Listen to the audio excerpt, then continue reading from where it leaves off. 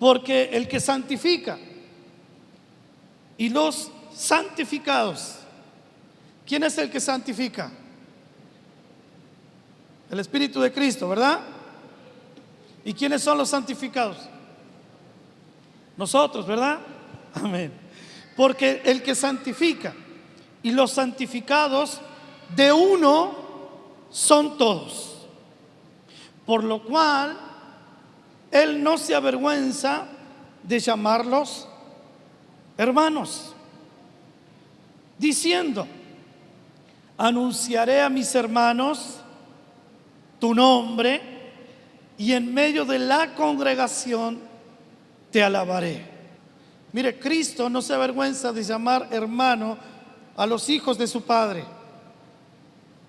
Jesucristo nos llama hermanos porque somos hijos del mismo Padre. Ahora, Él no se avergüenza de llamarnos hermanos, pero Él tiene un compromiso con el Padre. Y el compromiso con el Padre que Jesucristo tiene es: Padre, a ellos les voy a anunciar tu nombre. En la congregación de ellos yo voy a alabarte y les voy a revelar a ellos tu nombre. Por eso el compromiso de Cristo es que cada vez que nosotros nos reunimos en el nombre de Cristo, cada vez que nos congregamos en el nombre de Cristo, se nos revele el Padre. Allí se nos tiene que revelar el Padre, porque Él dice: yo les anunciaré tu nombre. Tu nombre va a ser anunciado, va a ser revelado. Pero lo que es mejor, Jesucristo dice: en la congregación de ellos, yo soy el que va a alabarte. Entonces, antes de la cruz, el Padre busca verdaderos adoradores, pero después de la cruz, el Padre está buscando a su Hijo, que le prometió adorar en medio de la congregación y alabar su nombre en medio de la congregación. Antes de la cruz, Jesús dijo: mi Padre busca verdaderos adoradores que le adoren en espíritu y en verdad. Pero después de la cruz, el Padre dice: mi Hijo hizo un compromiso en la congregación de mis hermanos, Él va a alabar mi nombre. Así que el Padre lo que anda buscando después de la cruz es al Hijo, a Cristo. ¿Sabe cómo usted aprende a orar? ¿Cómo yo aprendo a orar? Pensando esto: si Cristo le diría al Padre lo que yo le digo en oración. Esa es la manera más práctica de aprender a orar una oración de nuevo pacto. ¿Cómo oro en el nuevo pacto? ¿Sabe cómo? Piense si lo que usted le habla a Dios, Cristo se lo diría a su Padre. Es una manera práctica. ¿Le diría esto Cristo al Padre? Padre, necesito que derrames de tu gloria. ¿Se lo diría Cristo al Padre? No, ¿verdad que no? ¿Por qué no se lo diría?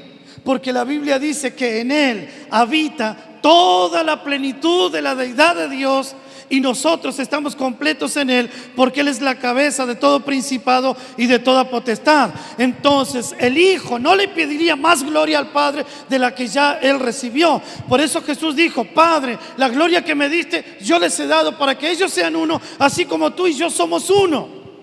El Hijo no le pediría más gloria al Padre. Entonces nuestras oraciones se vuelven oraciones de viejo pacto, porque todo lo que estamos pidiendo, el Padre ya lo proveyó en el Hijo. Por eso la Biblia dice: si Él nos dio al Hijo, ¿cómo no nos dará con el Hijo todas las cosas? Entonces la oración en el nuevo pacto tiene que ser para confirmar lo que ya hemos recibido. Por eso andamos por fe y no por vista, porque la fe te hace ver lo que todavía no se puede ver. La fe te hace llamar las cosas que no son como si fuesen. La fe te hace entender que del mundo invisible puede venir al ámbito visible.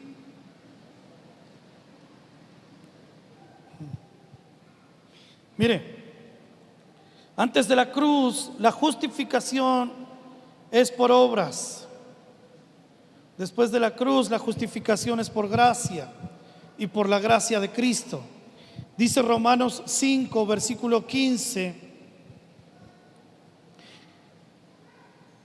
pero el don no fue como la transgresión, hablando de Cristo como el don de Dios.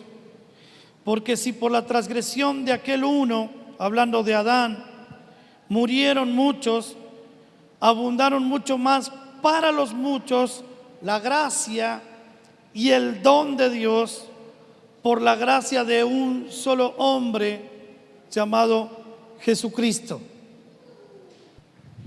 Antes de la cruz, Dios habló las promesas por medio de la ley, y todo el que cumplía la ley llegaba a las promesas de Dios. Eso era antes de la cruz. Para que usted recibiera una promesa de Dios, usted tenía que cumplir alguna ley. Si no, usted no podía llegar a ninguna promesa. Entonces hay más de 600 promesas en el viejo pacto, que para que el ser humano llegara a alcanzar alguna de esas, tenía que cumplir la ley. Escuche lo que dice 2 de Corintios 1, versículo 20. Acerca de Jesucristo dice: porque todas las promesas de Dios son en Él, en Cristo, sí y amén, por medio de nosotros, para la gloria de Dios. Entonces, antes de la cruz, usted necesitaba cumplir una ley para recibir una promesa. Después de la cruz, todas las promesas de Dios son en Él, sí, y en Él, amén, para la gloria de Dios por medio de nosotros. La iglesia ha recibido todas las promesas de Dios en un ok. ¿Sabe cuál es el ok? La vida de Cristo en nosotros. Si usted tiene la vida de Cristo en este nuevo pacto, todas las promesas de Dios están, amén, para usted. Todas las promesas de Dios son en Cristo, sí y amén. Cada vez que Dios prometió algo, ahora Él lo cumple en el Hijo. ¿Qué prometió Dios en el antiguo pacto? A ver: salvación, perdón de pecados, sanidad, liberación. Esas son todas promesas del viejo pacto. Salud. Entonces, yo soy el que sana tus rebeliones, yo soy el que te libra, yo soy... Bueno, todo lo que el Padre prometió en el viejo pacto, en el nuevo pacto está cumplido en Cristo. Si usted tiene a Cristo, usted recibe toda la sanidad. Entonces, no hay mucha diferencia entre el que camina por cargar una virgen 30 kilómetros para hacer un pacto, un voto, un sacrificio, entre el que ayuna 50 días para que Dios le dé algo. ¿Cuál es la diferencia? Ninguna. Los dos se están sacrificando para recibir algo. Pero usted, todo lo que recibe no es por el sacrificio que usted haga. Lo que usted recibe es porque Cristo se sacrificó por usted. La religión nos ha enseñado que por medio de sacrificio recibimos cosas. Pero cuando la Biblia dice que es por gracia y no por obras, nos está hablando de que nadie puede gloriarse de sus sacrificios.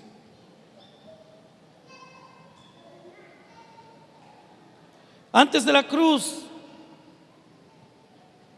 los hombres comían maná, porque Dios le proveía maná, y Dios le proveía también codornices, y venían del cielo, y el pueblo de Dios comía maná, que era como el pan del cielo, y comía codornices.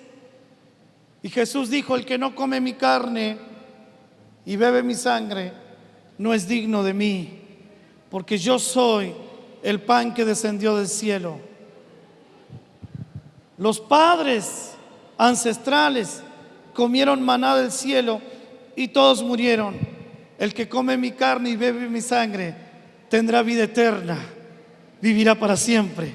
Aleluya. Entonces, antes de la cruz, el ser humano comía maná del cielo. Después de la cruz, comemos la vida de Cristo. Comemos la carne de Cristo, la sangre de Cristo, y eso a nosotros nos da vida eterna. Aleluya. Ya dejamos de comer el maná, porque el verdadero maná es Cristo. San Juan 6, versículo 32. Escuche. Jesús dijo: de cierto os digo. Escuche lo que dijo Jesús, porque cuando lo dice David, usted le pone esa cara. Pero mire lo que dijo Jesús: no les dio Moisés el pan del cielo. Agárrese ahora. Mi Padre os da el verdadero pan del cielo, porque el pan de Dios es aquel que descendió del cielo y da vida al mundo. Mire Jesús diciéndole a los fariseos, doctores de la ley, todos los religiosos estaban ahí, y ellos decían que eran hijos de Abraham y que eran hijos de descendientes de Moisés, y respetaban la ley, y eran gente que tenían todo el viejo pacto, pero a rajatabla.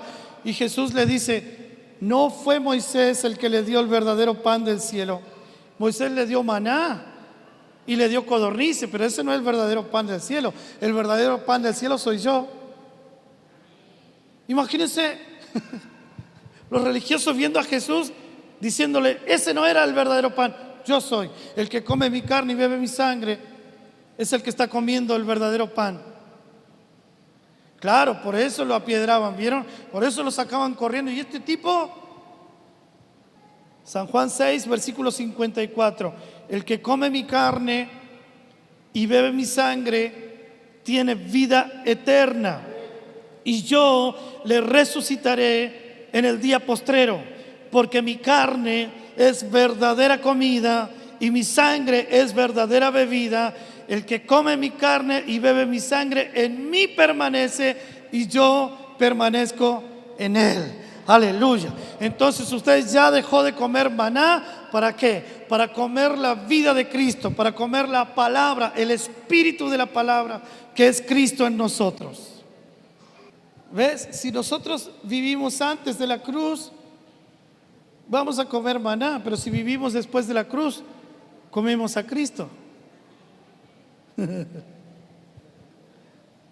Miren, San Juan 14, 23, respondió Jesús y dijo, escuche lo que dijo Jesús: el que me ama, mi palabra guardará, y mi Padre le amará, y vendremos a él y haremos morada con él.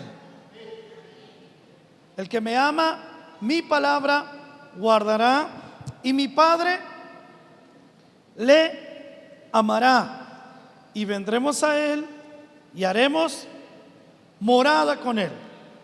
Ok, antes de la cruz, el tabernáculo era el lugar de una presencia ambiental. Eso era antes de la cruz. Adentro del tabernáculo estaba Dios. En el arca del pacto estaba la presencia de Dios. Había una llama azul que ardía sobre el arca, y esa era la representación de la presencia de Dios. Los sacerdotes no podían dejar apagar esa llama. ¿Por qué? Porque dentro del tabernáculo estaba Dios. Si el sacerdote entraba en pecado, el sacerdote caía muerto. Entonces entraban con campanitas para moverse y hacer ruido, y mientras sonara la campana no había problema. El problema era si el sacerdote entraba y las campanas no sonaban. Si no sonaban las campanas era porque sonó el sacerdote. Valga la redundancia, ¿no? Entonces, ¿qué hacían? Empezaban a tirar la soga y sacaban al sacerdote muerto. ¿Por qué era eso? Porque Dios habitaba dentro del tabernáculo. Ahora, después de la cruz, Jesucristo dice esto: el que me ama, mi palabra guardará, mi Padre le amará y vendremos a Él y haremos morada con Él. Yo ya no habito en tabernáculos hechos por hombres, yo ahora habito dentro de aquellos que me aman y guardan la palabra. Aleluya. Eso significa que usted es el templo del Espíritu Santo y usted es el que contiene la gloria de Dios. Aleluya. Eso es una buena noticia.